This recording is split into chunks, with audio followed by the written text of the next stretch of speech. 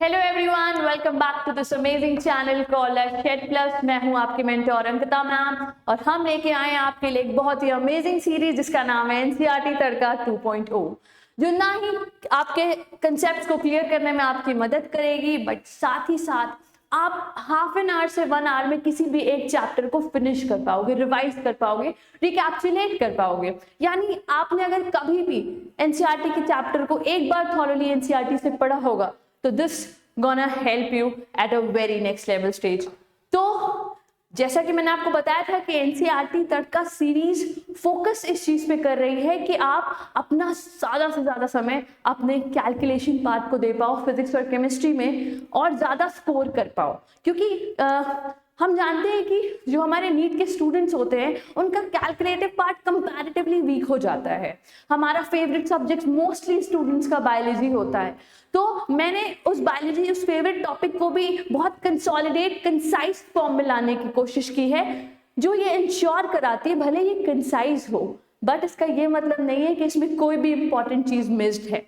तो आप बिल्कुल 100% फोकस करके एनसीईआरटी तड़का पढ़ो और साथ ही साथ अपने कैलकुलेटिव पार्ट पे इक्वल ध्यान दो। This is the motive of NCERT तड़का 2.0। So now let's come back to the topic. हमारा पहला लेक्चर था ह्यूमन रिप्रोडक्शन। ह्यूमन रिप्रोडक्शन में हमने फर्स्ट लेक्चर में क्या क्या पढ़ा? हमने फर्स्ट लेक्चर में पढ़ा कि मेल रिप्रोडक्टिव पार्ट्स में कौन कौन सी चीजें होती हैं, फीमेल रिप्रोडक्टिव पार्ट में कौन कौन सी चीजें होती हैं। हमने प्राइमरी सेक्स ऑर्गन्स के बारे में पढ़ा था जहाँ पे गैमीट्स बनते हैं। हमने एसेसरी डक्ट्स के बारे में पढ़ा था जहाँ से गैमीट्स ट्रैवल करके जाते हैं। प्लस हमने पढ़ा ग्लैंड्स जो हेल्प करती है मल्टीपल सिक्रीशंस के थ्रू स्पर्म को या गैमीट्स को न्यूट्रिशन पहुंचाते हैं। ठीक है, फिर हमने पढ़ा था एक्सटर्नल जेनिटलिया जो कहीं ना कहीं अगर मेल की बात करें तो इंसेमिनेशन में बहुत हेल्प करता है, और अगर हम वल्वा की बात करें तो उसके भी अपने अलग अलग फंक्शन, जिसमें वेजाइनल ओरिफिस है, यूरेथ्रल ओरिफिस है, क्लाइटोरिस है, एक्सेट्रा। अब क्योंकि अब हम सिस्टम को समझ चुके हैं कि सिस्टम में क्या क्या है, अब हम अपने चैप्टर में सेकेंड लेक्चर की तरफ बढ़ेंगे और हमारा पहला टॉपिक होगा, क्या होगा? गैमेटोजेनेसिस। हम अभी भी प्री फर्टिलाइजेशन इवेंट्स में ही चल रहे हैं, आज हमारा प्री फर्टिलाइजेशन इवेंट खत्म हो जाएगा, दैट इज गैमेटोजेनेसिस और गैमीट ट्रांसफर, जो कि 2 पार्ट्स थे। उसके बाद हम फर्टिलाइजेशन पे प्रोसीड करेंगे और फिर इम्प्लांटेशन और उसके डेवलपमेंट पे प्रोसीड करेंगे। तो लेट्स स्टार्ट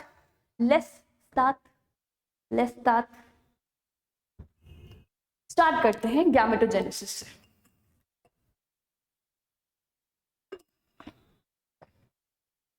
पानी वानी पी लो, अपन लोग जोर से पढ़ने वाले हैं। चलो स्टार्ट करते हैं गैमेटोजेनेसिस से। गैमेटोजेनेसिस, जैसे मैंने बताया कि बायोलॉजी में भी कोशिश करो कि चीजों को तोड़ के पढ़ो, समझ के पढ़ो। क्या होता है गैमेटोजेनेसिस? गैमीटो टर्म आया गैमीट से, और जेनेसिस का मतलब होता है किसी भी चीज का बनना। गैमीट्स के बनने को हम क्या कहते हैं? गैमेटोजेनेसिस। चलो पढ़ते हैं एनसीईआरटी क्या पढ़ाती है। The primary sex organs, testis in males and ovaries in females produce gametes, sperms and ova. Yes, we know that. By the process called as gametogenesis. Gametogenesis के प्रोसेस से दोनों चीजें बनती हैं। अब हम शुरू करते हैं बिना किसी देरी के स्पर्मेटोजेनेसिस। बेटा स्पर्मेटोजेनेसिस, फिर से अगर हम नाम का संधि विच्छेद करें तो हमें पता चलेगा स्पर्मेटो टर्म आया स्पर्मेटोजोआ से, लास्ट क्लास में भी डिस्कस की थी ये बात। स्पर्मेटो का टर्म आया स्पर्मेटोजोआ से और जेनेसिस का मतलब हो गया उसका बनना, spermatogenesis. Spermatogenesis is a very easy process in comparison to the what? Oogenesis. Oogenesis थोड़ा complicated है, Spermatogenesis उसके कंपैरिजन में इजी है। सबसे पहली लाइन जो एनसीईआरटी लिखती है, मैं इधर आ जाती हूँ, सबसे पहली लाइन जो एनसीईआरटी लिखती है बेटा वो ये लिखती है कि स्पर्मेटोजेनेसिस प्यूबर्टी पे स्टार्ट होती है। सबसे पहला डिफरेंस भी यही हो जाता है स्पर्मेटोजेनेसिस और oogenesis में। oogenesis प्यूबर्टी पे स्टार्ट नहीं होती है। हम oogenesis पढ़ेंगे तो हम वहाँ ये पढ़ेंगे कि हमें पता है ये बात कि oogenesis एम्ब्रियोनिक डेवलपमेंट के टाइम पे ही स्टार्ट हो जाती है। अब देखो, हमने लास्ट लेक्चर में पढ़ा था seminiferous tubule in from the inside line होती है एक सेल से जिसका नाम है स्पर्मेटोगोनिया। जिसका दूसरा नाम होता है मेल जर्म सेल्स। यही मेल जर्म सेल्स जो है वो डिवाइड करती हैं, माइटोसिस करती हैं, मियोसिस करती हैं। This was my exact line कि यही है जो मियोसिस करती है, माइटोसिस करती हैं और डिवाइड करके क्या बनाती हैं, स्पर्म, या फिर उसका स्कूल का नाम क्या है, स्पर्मेटोजोआ। करेक्ट। चलो देखते हैं। सबसे पहले बेटा स्पर्मेटोगोनिया। ठीक, स्पर्मेटोगोनिया क्या करता है? स्पर्मेटोगोनिया सबसे पहले तो अपने नंबर को बढ़ाता है माइटोसिस करके। माइटोसिस क्या करता है? नंबर्स को ही तो बढ़ाता है, 1 से 2, 2 से 4। ठीक, अब देखो ये तुम्हारा स्पर्मेटोगोनिया, बॉडी की हमारी कोई भी सेल है, सबसे पहले ये याद रखना है कि वो 2n है, because we are diploid organisms, right. Spermatogonia पहले माइटोसिस करके अपने नंबर्स को बढ़ा रहा है। सी 1 से 2, 2 से 4 दिख रहा है। उसके बाद इसमें से कुछ स्पर्मेटोगोनिया तो यही काम करते हैं, वो माइटोसिस करते रहते हैं, अपना नंबर, अपनी कम्युनिटी को बढ़ाते रहते हैं। बट उसमें से कुछ स्पर्मेटोगोनिया जिनको हम प्राइमरी स्पर्मेटोसाइट बुलाने लगते हैं, ये प्राइमरी स्पर्मेटोसाइट जाते हैं मियोसिस करने, दूसरे रास्ते आगे बढ़ने। जब ये पहला मियोटिक डिवीजन कर लेते हैं, वी नो दैट मियोसिस में, रिडक्शन डिवीजन में मियोसिस 1 और मियोसिस 2 होती है। जब वो अपना पहला मियोटिक डिवीजन कहते हैं तो जो स्ट्रक्चर बनता है उसको हम कहते हैं सेकेंडरी स्पर्मेटोसाइट। ये सेकेंडरी, दिस इज मियोसिस 1 बेटा। ये जब अपना सेकेंड मियोसिस कंप्लीट करते हैं, दैट इज मियोसिस 2। तो मियोसिस 2 के बाद एक स्ट्रक्चर बनता है जिसको हम कहते हैं स्पर्मेटिड्स। अभी भी काम खत्म नहीं होता है, मियोसिस के बाद भी डिफरेंशिएशन होती है, कुछ और भी इसमें चेंजेस आते हैं, कुछ और भी चीजें बदलती हैं, तब जाके ये बनता है हमारा final structure, that is spermatozoa. See this is our result. मतलब स्पर्मेटोगोनिया से हमने स्पर्मेटोजोआ बनाया। अगर हम रिवाइज करने की कोशिश करें तो हमने क्या क्या किया बेटा? कौन कौन से डिविजन हुए? माइटोसिस भी हुआ और मियोसिस भी हुआ, याद रखना। Spermatogonia, then primary spermatocyte, mitosis से बना। क्वेश्चन ऐसे आता है कि प्राइमरी स्पर्मेटोसाइट कैसे बना? मियोसिस से बना या माइटोसिस से बना? तो क्लियर है ना भाई कि माइटोसिस से बना। उसके बाद सेकेंडरी स्पर्मेटोसाइट कैसे बना या स्पर्मेटिड कैसे बना? बहुत डीपली क्वेश्चन पूछना चाहेंगे तो मियोसिस 1, मियोसिस 2 पे चले जाएंगे कि सेकेंडरी स्पर्मेटोसाइट मियोसिस 1 से बना था या 2 से।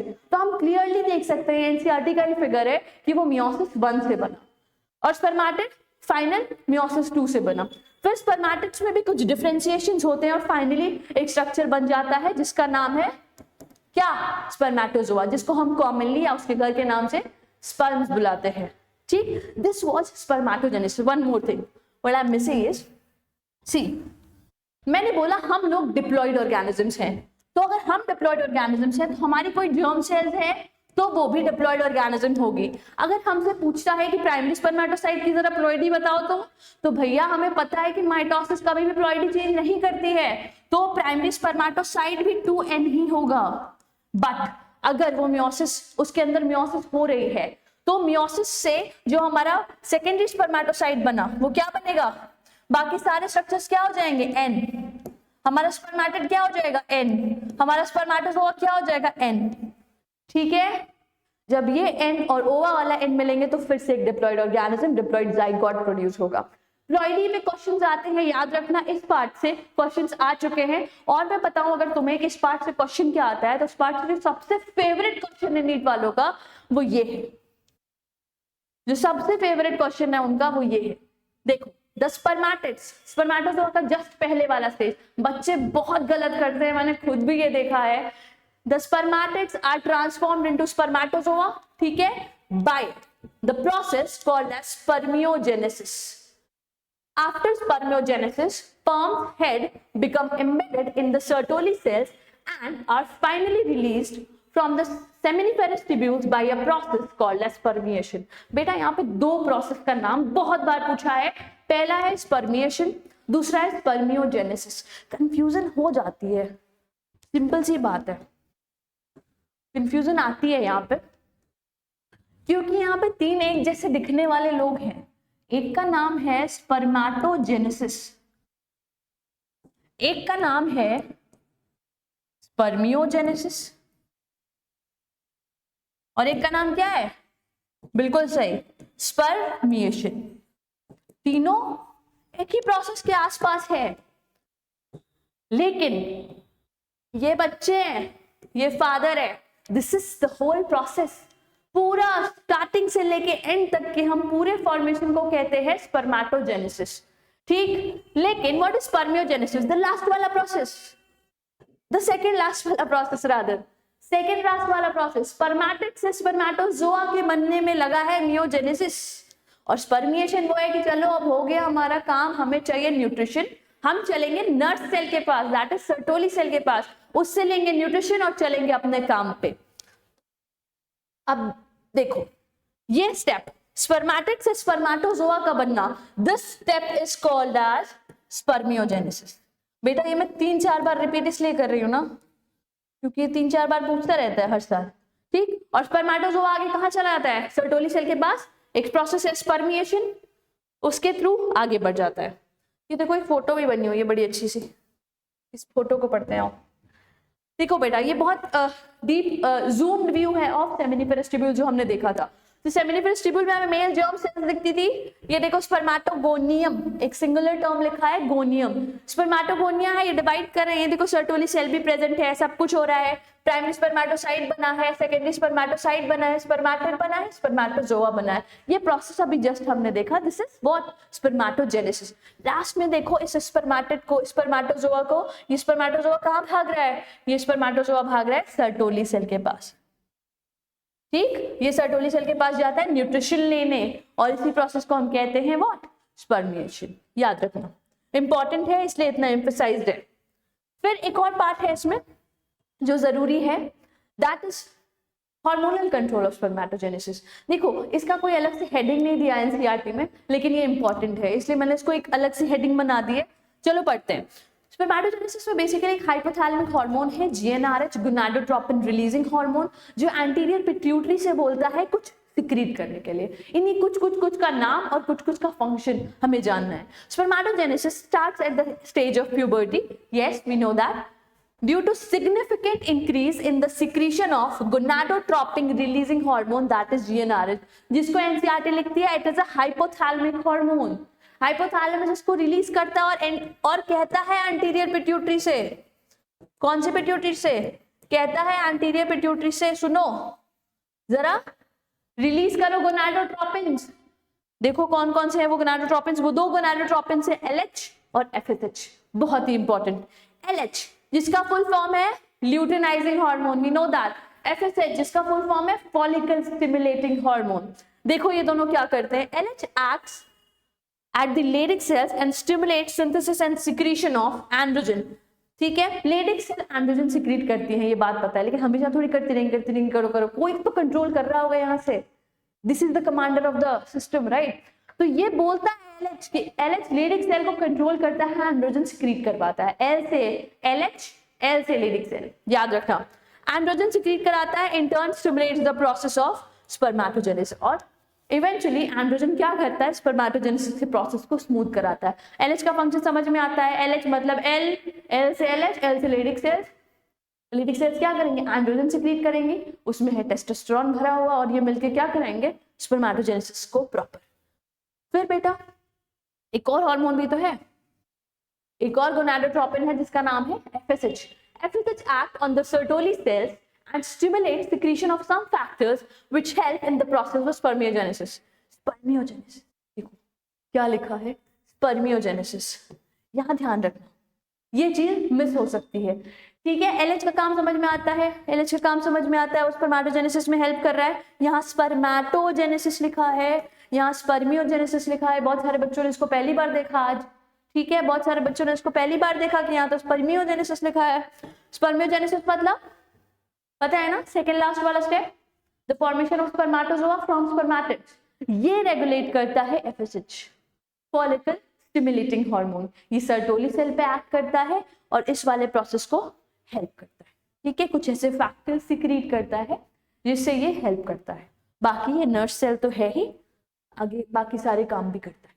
अब क्योंकि स्पर्मेटोजोआ बन गया है तो स्पर्मेटोजोआ का स्ट्रक्चर दिया हुआ है एनसीईआरटी में। ये स्ट्रक्चर बड़ा ही इंपॉर्टेंट है। क्यों इंपॉर्टेंट है, तो सामने लिखा हुआ है मेरे सर के ऊपर कि ये एम्स 2015 में पूछ चुका है। और बेटा और भी ईयर्स, ऐसे भी ईयर्स हैं जिनमें ये सवाल आ चुका है अलग अलग तरीके से, क्योंकि इसमें बहुत सारे डेटास हैं छोटे छोटे, मैं आपको बताती हूँ।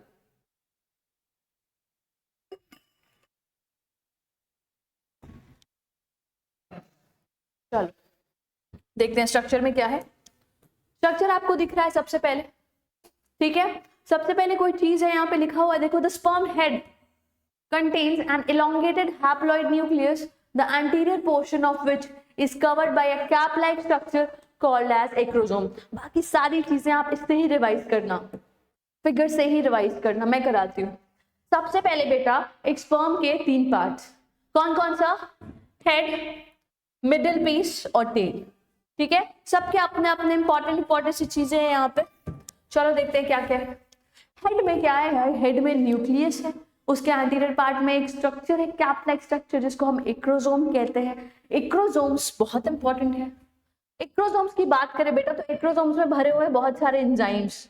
एंजाइम्स क्यों, कहाँ जा रहा है ये? ओवा के पास। ओवा बहुत ताकतवर है, ओवा के आसपास बहुत सारी लेयर्स हैं, इन लेयर्स को पेनिट्रेट करके एंजाइम्स के थ्रू उसको डिसॉल्व करता है एक्रोसोम, ठीक है। प्लाज्मा मेम्ब्रेन एक टर्म लिखा हुआ है बेटा, एनसीईआरटी एक लाइन लिखती है कि पूरा का पूरा स्पर्म अपने हेड से लेके मिडिल पीस टेल तक पूरा ही प्लाज्मा मेम्ब्रेन से कवर्ड है, तो ठीक है। एक्रोसोम की बात करें तो एंजाइम्स भरे हुए हैं, इससे स्पेशल कुछ है ही नहीं इसके पास, ठीक है। न्यूक्लियस होता है, न्यूक्लियस में क्रोमोसोम मटेरियल प्रेजेंट है, बिल्कुल सही है ये भी। उसके बाद नेक रीजन में आते हैं, तो नेक रीजन में बहुत सारी चीजें होती हैं, बहुत सेंसिटिव सी नेक होती है इसकी, ठीक। लेकिन नेक रीजन में अभी आपको याद नहीं करना है, नेक रीजन में हम लोग पहले पढ़ते थे कि इसमें सेंट्रियोल्स प्रेजेंट होते हैं, ठीक है। लेकिन अभी आप जस्ट लीव इट। आप आ जाओ मिडिल पीस में। मिडिल पीस में अगर आप आओगे तो मिडिल पीस में बेटा भरा होता है बहुत सारा power house of the cell, mitochondria, बहुत सारा माइटोकॉन्ड्रिया। माइटोकॉन्ड्रिया पावर देता है इसको, क्योंकि इसको बहुत लंबा स्विम करके जाना है, तो यहाँ पे माइटोकॉन्ड्रिया भरे हुए हैं जिसको एनर्जी देते हैं। देखो यहाँ पे लिखा भी हुआ है एनर्जी सोर्स फॉर स्विमिंग, ठीक। टेल का फंक्शन पूछेगा अपने से तो हम क्या बोलेंगे कि टेल स्विमिंग में हेल्प करती है, ठीक है। उसके बाद नेक्स्ट क्या लिखा है? ये सारा स्ट्रक्चर का पार्ट था, इसको ध्यान रखोगे, एक बार एनसीईआरटी लेके बैठोगे साथ में तो क्लियर होगा एकदम बढ़िया। अब देखो, the human male ejaculates about 200 to 300 million sperms during a coitus. एक कोइटस के दौरान ह्यूमन जो मेल होता है वो 200 से 300 मिलियन ऑफ स्पर्म्स रिलीज करता है। और उसके साथ साथ एक चीज और लिखी है एनसीईआरटी में जो मैं चाहती थी आपको अलग से लिख के बताओ। 200 से 300 मिलियन बहुत होता है, 200 से 300 मिलियन स्पर्म्स रिलीज किया। लेकिन एक नॉर्मल फर्टाइल मेल के स्पर्म्स को अगर हम चेक करें तो उसको हम फर्टाइल तभी कह सकते हैं जब इस 200 से 300 मिलियन स्पर्म्स में बेटा जो 40% ठीक है, थोड़ा बहुत गड़बड़ चलेगा, लेकिन इसमें जो 60% स्पर्म्स हैं, ध्यान से सुनना, बहुत घुमा फिरा के लाइन लिखी है एनसीईआरटी ने यहाँ पे, 60% sperm should have normal shape and size. जो उस 200 से 300 मिलियन में 60% स्पर्म्स के पास नॉर्मल शेप और साइज होना चाहिए, जिनके 40% में इनका भी तो कुछ 40% होगा। बच्चे देखो, इसकी बात नहीं कर रही है, 60% के पास नॉर्मल शेप और साइज होना चाहिए, जिनके 40% बहुत ही ताकतवर विग्रस मोटिलिटी शो करने चाहिए। They have to show vigorous motility, एकदम फुर्तीले स्पर्म्स होने चाहिए, ठीक है, विग्रस मोटिलिटी शो करने चाहिए।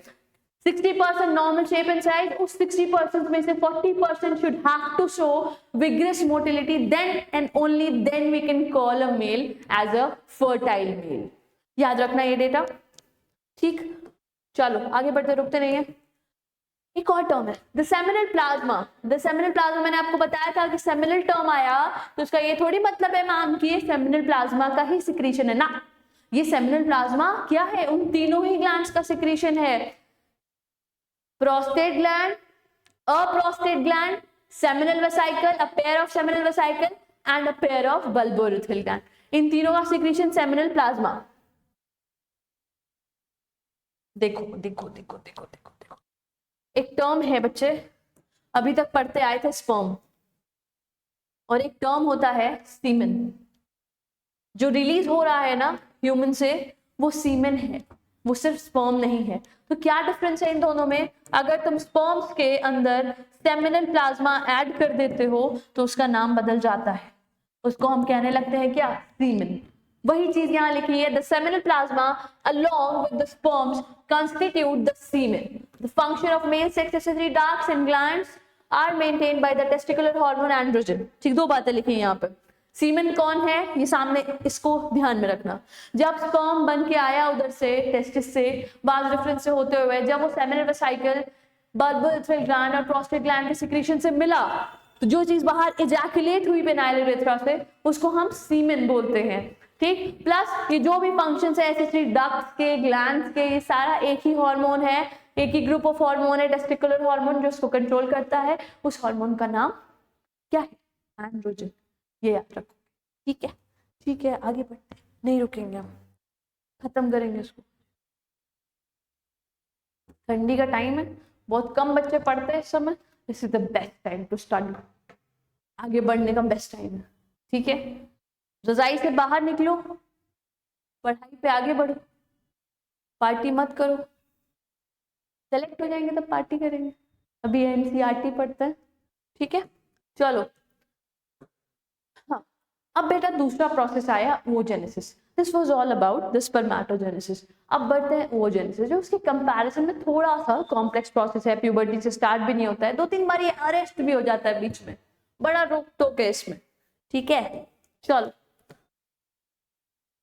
The process of formation of mature female gamete is called as oogenesis.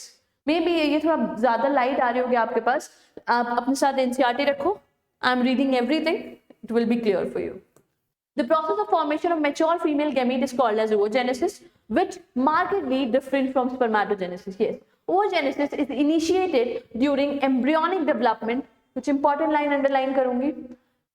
During the embryonic development stage, when a couple of million of gametes, that is mother cells, oogonia, are formed within each fetal ovary.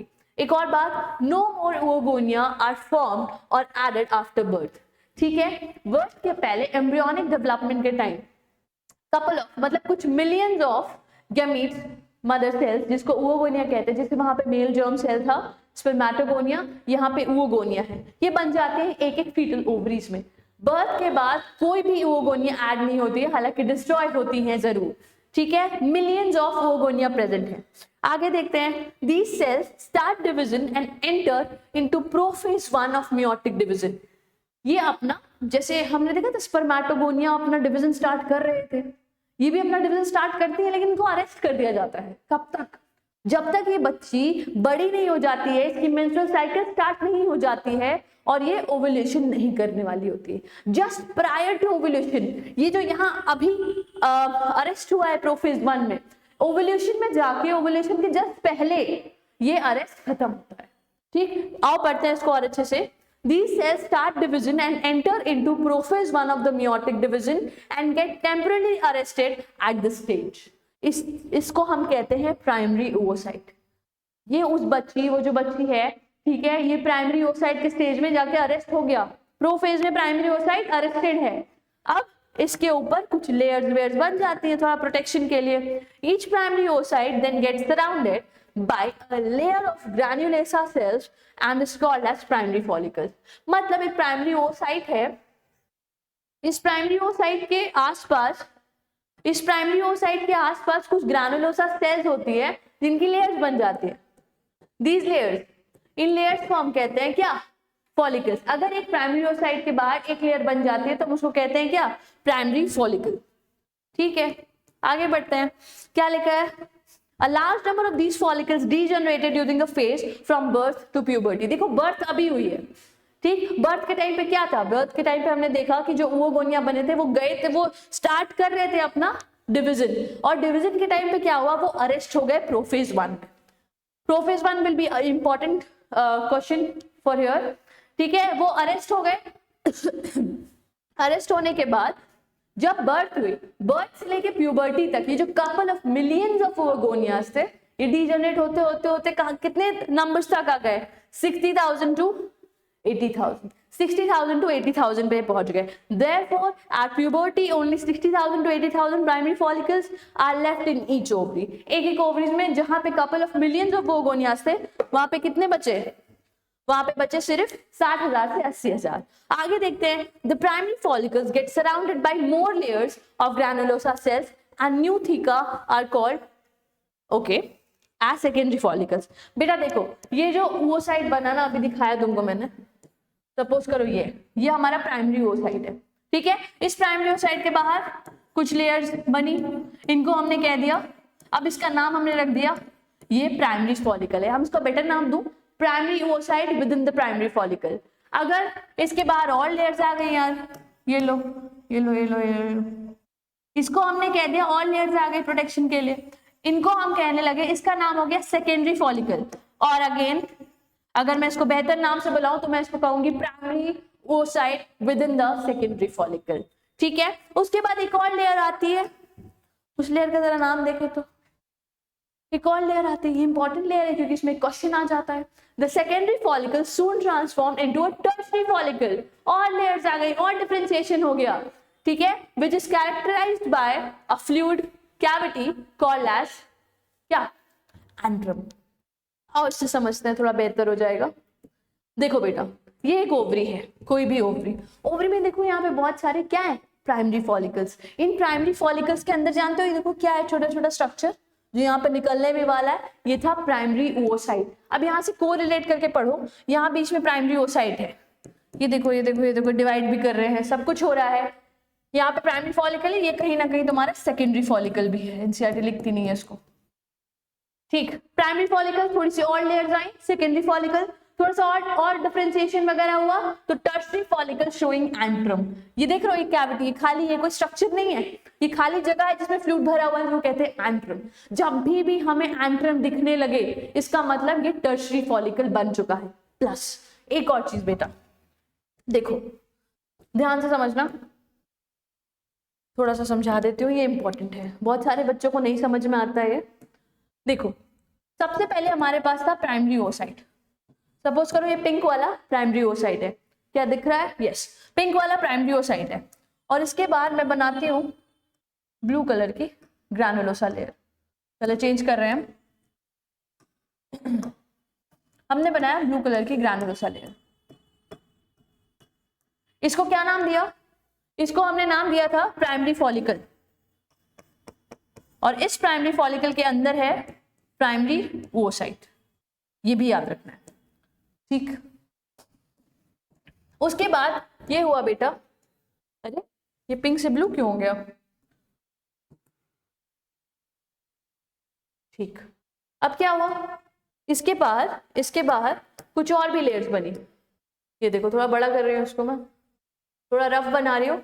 ठीक. ये क्या, इसको क्या नाम से बुलाने लग गए? अब हम इसको बुलाने लग गए कि मैम ये है सेकेंडरी फॉलिकल, लेकिन इसके अंदर अभी भी वो पिंक सा क्या है? Primary oocyte. Primary oocyte. ठीक. ये स्टेजेस हैं जो अभी आपने ओवरी में देखे. उसके बाद क्या होता है? एंट्रम बनता है, एंट्रम आता है, सब कुछ होता है. ये लोग, ये वैसा ही है, अभी भी ये वैसा ही है. ये ठीक. ये लेयर्स खूब बड़ी सी बन गई, खूब अच्छा प्रोटेक्शन हो गया, सब कुछ हो गया, ये पूरी भरी हुई है. बस यहाँ पे कोई कैविटी सा स्ट्रक्चर दिख रहा है, ये खाली खाली, ये क्या हो गया? एंट्रम. बट पता है यहाँ पे चेंज आ जाता है. यहाँ पे ये जो पिंक कलर का आप oocyte देख रहे हो, ये येलो हो चुका होता है. Basically I want to say that यहाँ पे बेटा पहला मियोटिक डिवीजन जहां वो प्रोफेज में बचपन से अटका हुआ था, यहाँ पे ये चेंज हो जाता है. यहाँ पे हम इसको टर्शियरी फॉलिकल कहते हैं. बट टर्शियरी फॉलिकल में आप कभी भी प्राइमरी oocyte नहीं देखोगे. टर्शियरी फॉलिकल में अब तो ये सेकेंडरी oocyte बन चुका. ठीक है. उसके बाद यहाँ पे बनता है एक मैच्योर फॉलिकल जिसको हम कहते हैं ग्राफियन फॉलिकल. Graafian follicle. तो ग्राफियन फॉलिकल के अंदर भी क्या है? Secondary oocyte. फिर एनसीईआरटी एक बात लिखती है कि बेटा यहाँ पे अगर हम देखें तो इसकी बाहर एक लेयर होती है जिसको हम कहते हैं थीका. ठीक. यहाँ पे हम देखें तो ये थीका और ज्यादा इलैबोरेट हो जाती है और ये हो जाती है थीका एक्सटर्ना, और अंदर वाले को कहते हैं थीका इंटरना. मैं बहुत ज्यादा डीप नहीं जाना चाहती हूँ. This is theca externa. and this is theta interna, this is externa. अब हम अगर उस फिगर को देखें या कुछ भी पढ़े तो it will be very easy for us, ठीक। ये हमारा टर्शियरी फॉलिकल, सेकेंडरी फॉलिकल, यहाँ पे टर्शियरी फॉलिकल के अंदर ये जो है ये क्या है, अब मैम ने बता दिया है, ये सेकेंडरी ओसाइट है। ये ग्राफिन फॉलिकल जिसको मैच्योर फॉलिकल कहते हैं, और फिर यहाँ पे पूरा मैच्योर होने के बाद बर्स्ट हो जाता है और ओवम का रिलीज हो जाता है। पहला मियोसिस कंप्लीट हो गया, बट अभी भी दूसरा मियोसिस कंप्लीट नहीं हुआ है, ये फिर से अरेस्ट हो जाता है बेटा तब तक जब तक फर्टिलाइजेशन नहीं होता। एक अरेस्ट हुआ था प्रोफेज 1 में और दूसरा अरेस्ट होता है मेटाफेज 2 में। देखो ये बात एनसीईआरटी नहीं बताई, मेटाफेज 2 में ये अरेस्ट हो जाता है, ठीक। और ये तब तक अपना सेकेंड मियोसिस नहीं कंप्लीट करता जब तक फर्टिलाइजेशन नहीं होता है, ठीक। अब सब कुछ बहुत इजी होगा पढ़ना, अब समझो, ठीक है। यहाँ पे कुछ चीजें एंट्रम के बारे में दी थी, फिर एक लाइन है the theca layer is organised into inner theca interna and outer theca externa, जो मैंने आपको बात बताई कि टर्शियरी फॉलिकल तक जाते जाते थीका एक्सटर्ना और इंटरना में डिफरेंशिएट हो जाती है। चलो फिर कुछ बातें लिखी हुई हैं जो हमने पढ़ ली, अब हमें समझ में आएंगी। It is important to draw your attention that it is at the stage that the primary oocyte within the tertiary follicle grows in size and complete its first meiotic division. First meiotic division कहाँ हुआ? Secondary से जब tertiary में आ रहे थे, तो जब tertiary में देखा तो फर्स्ट meiotic division complete हो चुका था। It is an unequal division resulting in the formation of large haploid secondary oocyte, जिस secondary oocyte को बेटा हम ओवम भी कहते हैं, और एक छोटी पोलर बॉडी। देखो स्पर्मेटोजेनेसिस से ये डिफरेंट यहाँ पे भी है, यहाँ पे एक पोलर बॉडी बनती है जिसका काम एनसीईआरटी भी नहीं लिख पाई, वो कहती है हमें नहीं पता, मतलब एनसीईआरटी को भी नहीं पता इस पोलर बॉडी का एग्जैक्टली क्या रेलेवेंस है, ठीक है। उसके बाद the tertiary follicle further changes into mature follicle जिसको ग्राफिन फॉलिकल कहते हैं। The secondary oocyte forms a new membrane called as zona pellucida. जो सेकेंडरी oocyte है भाई उसको पता है वो आगे बड़े बड़े काम करने जा रही है, वो जाइगोट बनाने जा रही है, तो वो अपने बाहर एक बहुत डिफरेंट सी लेयर को जनरेट कर लेती है जिसका नाम ज़ोना पेलुसिडा। इसको मैंने स्क्वायर ब्रैकेट में इसलिए डाला है, रेक्टेंगुलर ब्रैकेट में इसलिए डाला है क्योंकि बेटा ये क्वेश्चन 2015 नीट में पूछा है।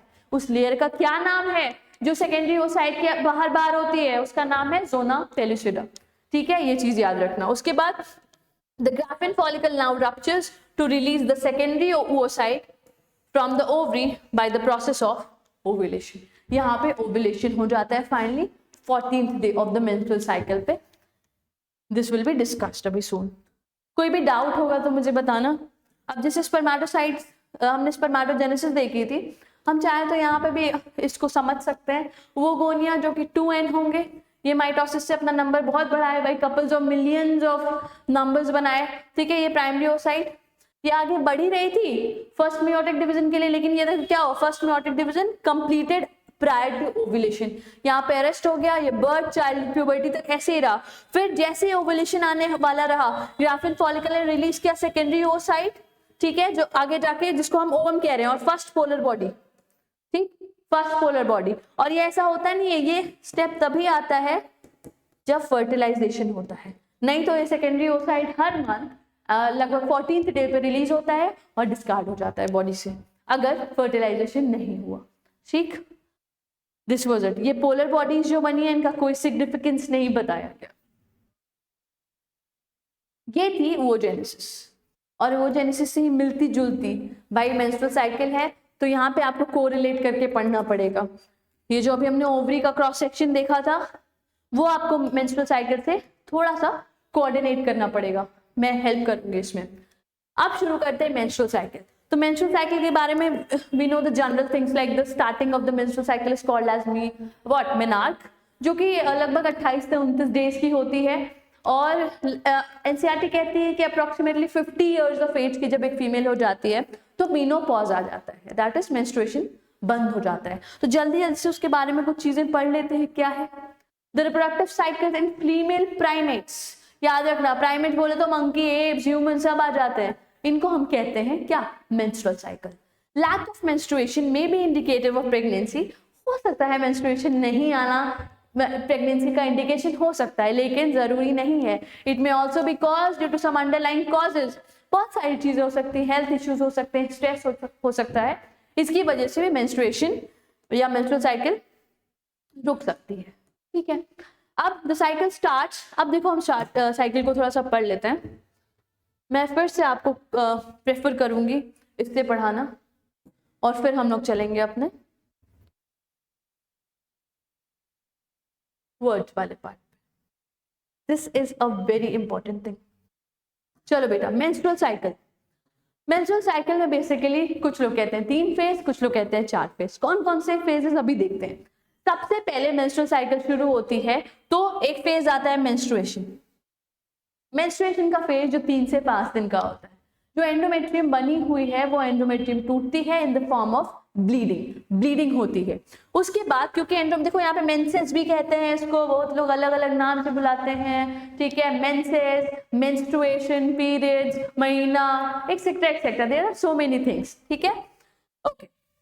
उसके बाद जब ये तुम्हारा मेंस्ट्रुएशन का फेज हो गया, या फिर ब्लीडिंग फेज भी कहते हैं इसको कॉमनली। उसके बाद क्योंकि आपकी वॉल टूट चुकी है तो अब आपकी वॉल को बनना भी है, साइकिल। तो क्योंकि उस समय वॉल बन रही होती है, इसलिए हम इसको एक नाम देते हैं प्लोरिफरेटिव फेज। प्लोरिफरेशन होता है वॉल का, प्लस हर एक फेज का 2 नाम है। अब इसका दूसरा नाम है फॉलिकुलर फेज। क्यों इसको फॉलिकुलर फेज कहते हैं, क्योंकि अगर हम ओवरी में देखें तो ओवरी में उस समय जो फॉलिकल होते हैं ये डेवलप कर रहे होते हैं। वही है ये primary, secondary, tertiary, graafian and then ovulation. तो this is what I was saying कि आप कोरिलेट करके पढ़ो। ठीक है, उसके बाद क्या हुआ, फॉलिकुलर फेज आया और लगभग 14th डे पे क्या हुआ, ओव्यूलेशन। जो ग्राफियल फॉलिकल था उसने ओव्यूलेशन करवा दिया with the help of some hormones, will discuss that, और ओव्यूलेशन हो गया, ओवा बाहर आ गया। अब अगर उससे फर्टिलाइजेशन हो पाया तो बातें अलग, लेकिन अगर नहीं हो पाया तो सुनो, अगर नहीं हो पाया तो फिर आगे एक फेज चला। ठीक है, ओव्यूलेशन हुआ, उसके बाद अगर स्पर्म आना होगा तो ठीक है, नहीं तो वो अपने पाथ पे जाता रहता है। फैलोपियन ट्यूब में फिम्ब्री, इनफांडिबुलम, ठीक है, एम्पुला, एस्टमस तक गया, एम्पुला तक गया। उसके बाद एक फेज आता है जिसको हम कहते हैं बेटा ल्यूटियल फेज या सिक्रीटरी फेज। इसको ल्यूटियल फेज क्यों कह रहे हैं, अगर ओवरी में देखो तो ओवरी ने, ग्राफियल फॉलिकल ने क्या किया, ओवा को रिलीज कर दिया है। ग्राफियल फॉलिकल के अंदर अब कुछ नहीं बचा, सिर्फ ग्रैन्युलोसा सेल्स हैं, तो वो डीजनरेट करती है और उस स्ट्रक्चर को हम एक नाम दे देते हैं जिसका नाम है कॉर्पस ल्यूटियम। और बेटा ये कॉर्पस ल्यूटियम बहुत ज्यादा अमाउंट में प्रोजेस्टेरॉन सिक्रीट करता है। क्यों, क्योंकि इसी समय पे हम एक्सपेक्ट करते हैं कि अगर प्रेगनेंसी होनी होगी, फर्टिलाइजेशन होना होगा तो यहीं पे हो जाएगा, और अगर फर्टिलाइजेशन होना होगा तो इम्प्लांटेशन भी जरूरी है, और इम्प्लांटेशन के लिए हमें चाहिए वॉल। प्रोजेस्टेरॉन इसको मेंटेन करके रखता है, प्रोजेस्टेरॉन इस वॉल को, एंडोमेट्रियम को मेंटेन करने, इसीलिए प्रोजेस्टेरॉन को हम प्रेगनेंसी हार्मोन भी कहते हैं। ठीक है, it maintains the endometrium expecting that the fertilization will occur. But अगर कुछ दिन तक ऐसा दिखता है कि नहीं, फर्टिलाइजेशन तो नहीं हुआ, तो प्रोजेस्टेरॉन का लेवल डाउन होता है, और उसी के लेवल के डाउन होने की वजह से, हार्मोन्स के लेवल डाउन होने की वजह से हमारी एंडोमेट्रियम में फिर से ब्रेक डाउन होता है और फिर से मेंसेस वाला फेज आ जाता है। ये साइकिल ऐसे कंटिन्यू चलती रहती है। ये अपने से कुछ नहीं होता, सब कुछ करवाते हैं hormones. Menstrual cycle 2 group of hormones cover करते हैं, कंट्रोल करते हैं। पहला हार्मोन है ओवेरियन हार्मोन, दूसरा पिट्यूटरी हार्मोन्स। हम पिट्यूटरी हार्मोन की बात करें तो FSH है और LH है।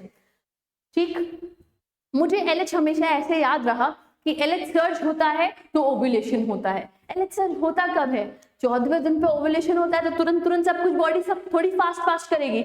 LH सर्ज होता है लगभग 13th डे पे। तुम देखो, अगर 13th डे पे रात को, सपोज करो रात को हुआ, और इसीलिए 14th डे पे क्या हो जाता है, ओव्यूलेशन। तो जो सबसे हाईएस्ट पीक आता है, मैं बोलूँ कि अगर ये ग्राफ आ गया बनाने के लिए, तुमसे पूछा कौन सा हार्मोन कौन सा है, तो उसके लिए इट विल हेल्प यू कि जो सबसे बड़ी पीक है वो LH है, उसका साथ वाला FSH है, और फिर अगर हम नीचे ओवेरियन हार्मोन की बात करें तो ओवेरियन हार्मोन देखो तुम कैसे पढ़ोगे बेटा। अभी मैंने बताया कि कॉर्पस ल्यूटियम भर के क्या सिक्रीट करता है, प्रोजेस्टेरॉन। तो प्रोजेस्टेरॉन का लेवल कहाँ पे हाई होगा, जहां पे कॉर्पस ल्यूटियम बना होगा। ठीक, कॉर्पस ल्यूटियम का जब काम नहीं होता है तो कॉर्पस ल्यूटियम फिर डीजनरेट कर जाता है और प्रोजेस्टेरॉन का लेवल कम हो जाता है, ब्लीडिंग फिर से हो जाती है। तो यहाँ पे ये जो हाइप आई है, ये फॉर श्योर कोई नहीं बल्कि प्रोजेस्टेरॉन है। ठीक, ये याद रखना। यहीं पे मैं तुम्हें एक बात बता देती हूँ। ठीक बेटा, एस्ट्रोजन प्रोजेस्टेरॉन 2 हार्मोन्स हैं। एस्ट्रोजन, एनसीईआरटी बताती है कि एस्ट्रोजन कौन सिक्रीट करता है? ग्रोइंग फॉलिकल्स, ग्रोइंग फॉलिकल्स, सब कुछ मिला जुला इधर। Oestrogen is secreted by growing follicles and the second hormone progesterone is secreted by what? अभी बताया, कॉर्पस ल्यूटियम, कॉर्पस ल्यूटियम, ये बात याद रखना। फिर एक क्वेश्चन आता है, बॉल कौन बनाता है, कौन मेंटेन रखता है? तो फिर मेरी बात अगर ध्यान से सुनोगे तो बॉल कौन बनाता है और कौन मेंटेन रखता है? तो बनाता एस्ट्रोजन है बेटा, फॉर्मेशन एस्ट्रोजन करता है इसका, यहाँ पे सिक्रीट हो रहा है और फॉर्मेशन करवा रहा है, लेकिन उसको बनाए कौन रखता है? Progesterone. Progesterone only maintains the endometrium, not forms the endometrium, oestrogen forms it. याद रखना, इसमें कंफ्यूजन आती है। अब सब कुछ पढ़ लिया है हमने, अब हम पढ़ते हैं, अब हमें बेहतर समझ में आया। देखो, the cycle starts with the menstrual phase when the menstrual flow occurs and it lasts for 3 to 5 days. Yes, the menstrual phase is followed by follicular phase, जहां पे follicles का development होगा। During this phase, the primary follicles in the ovary grow to become a fully mature graphene follicle and simultaneously endometrium of uterus regenerates through proliferation। देखो यहाँ पे लिखा है, growing follicle oestrogen secrete करेगा, oestrogen proliferation करवाएगा, यही बात हो रही थी। The secretion of gonadotropins LH और FSH increases gradually during the follicular phase. This one is a important line. अभी देखा हमने ग्राफ में कि यही हो रहा था कि धीरे धीरे अपना लेवल बढ़ा रहे थे।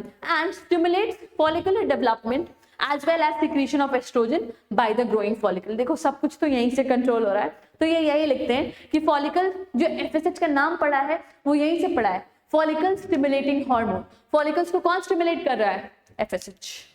Both LH and FSH attains at a peak in the middle of the cycle about 14th day. Yes, correct. Rapid secretion of LH leading to maximum level during the mid cycle called as LH surge. यही जो मैं आपको बता रही थी कि यही चीज आपको याद रखनी है, ठीक। Induces rupture of graphene follicle. इसी LH surge की वजह से रप्चर होता है ग्राफिन फॉलिकल का और क्या हो जाता है? ओव्यूलेशन, ठीक। द ओव्यूलेशन या ओव्यूलेटरी फेज, यही मैं कह रही थी कि कुछ लोग इसको भी एक फेज लिख देते हैं बेटा, ठीक। Is followed by the luteal phase. अब ल्यूटियल फेज आएगा during which the remaining part of the graphene follicle transforms into corpus luteum. Corpus luteum बन गया, बहुत ज्यादा अमाउंट में क्या सिक्रेट करेगा? प्रोजेस्टेरॉन, प्रेगनेंसी हार्मोन, और फिर आगे जाके डीजनरेट कर जाएगा। कॉर्पस ल्यूटियम पे सवाल आया है 2014 AIPMT में, ध्यान रखेंगे इसको। This is done. Now, during pregnancy, all the events of menstrual cycle stop and there is no menstruation. अगर प्रेगनेंसी हो गई, देखो अभी तक तो नॉर्मल बातें हो रही थी, बट अगर प्रेगनेंसी हो गई तो सब कुछ रुक जाएगा और कॉर्पस ल्यूटियम प्रोजेस्टेरॉन सिक्रीट करता रहेगा। In the absence of fertilization the corpus luteum degenerate. अगर फर्टिलाइजेशन नहीं होता है तो कॉर्पस ल्यूटियम डीजनरेट कर जाएगा। This causes disintegration of the endometrium leading to the menstruation. मतलब नई साइकिल फिर से शुरू हो गई, नहीं हुआ फर्टिलाइजेशन, नहीं हो पाया फर्टिलाइजेशन। तो बेटा this was it for today's lecture. Again बहुत सारी चीजें हम लोगों ने कवर की, बहुत सारी चीजें पढ़ी, ठीक है। अब मैं बस यही बोलूंगी कि हमारा देखो लास्ट लेक्चर बचा हुआ है, लास्ट लेक्चर में हमारा फर्टिलाइजेशन और फर्टिलाइजेशन के साथ साथ हमारा इम्प्लांटेशन वाला part, that will gonna be a very small lecture. तो ओवरऑल 1 आवर लगभग में आपका ये चैप्टर कंप्लीट हो जाएगा, ठीक है। आई रिक्वेस्ट यू ऑल, मैं बोल रही हूँ, मैं आपको पुश कर रही हूँ कि आप पढ़ाई करो, ठीक है, और एनसीईआरटी को एनसीईआरटी तड़का सीरीज के साथ ही फिनिश करते चलो, ठीक है। मैं कोशिश करूंगी कि जैसे एनसीईआरटी तड़का का एक यूनिट खत्म होता है, मैं आपके लिए क्वेश्चन की सीरीज भी ले आऊं जिससे आप क्वेश्चंस भी डिस्कस कर पाओ मुझसे और भी हेल्प ले पाओ, और बाकी अपना ज़्यादा से ज़्यादा समय फिजिक्स और केमिस्ट्री को दो। बाकी in case of any doubt you can just ask me in the comment section. Thank you so much.